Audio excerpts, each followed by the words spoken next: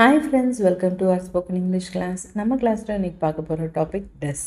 S do does did அதில் does மட்டும் இன்னைக்கு பார்க்க போகிறோம்.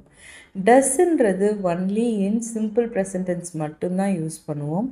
வேறு எந்த டென்ஸ்லையுமே டஸ்ன்ற வேர்ட் யூஸ் பண்ண மாட்டோம்.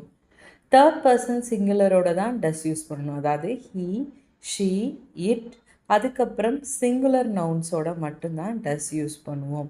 அதுக்கப்புறம் டஸ்ன்றது பெரும்பாலும் கொஷின் ஃப்ரேம் பண்ணும் போதும் நெகட்டிவ் சென்டென்சஸ்லையும் பெரும்பாலும் டஸ் அங்கே தான் வரும்.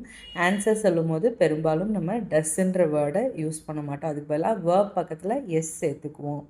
டஸ் ஹீ ரன் அப்படின்ற கேள்விக்கு ஆன்சர் எப்படி இருக்கலாம்னா எஸ் ஹீ ரன்ஸ். அந்த வேர்ப் பக்கத்தில் எஸ் ஆட் ஆகும். Does she like coffee? Yes she likes. Does the earth rotate?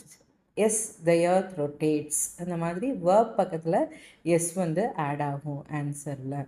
Negative sentence எப்படி ஃப்ரேம் பண்ணலாம்னா ஹீ டஸ்ன்ட் ப்ளே, அவன் விளையாடவில்லை. ஷீ டஸ்ன்ட் ரைட், அவள் எழுதவில்லை. த பிரிண்டர் டஸ்ன்ட் ஒர்க், அந்த பிரிண்டர் வேலை செய்யவில்லை.